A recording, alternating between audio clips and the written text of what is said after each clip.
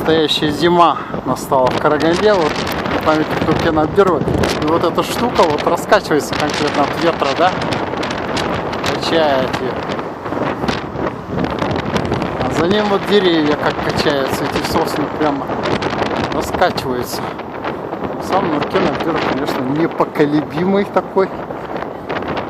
Но зато деревья вот сильно раскачиваются.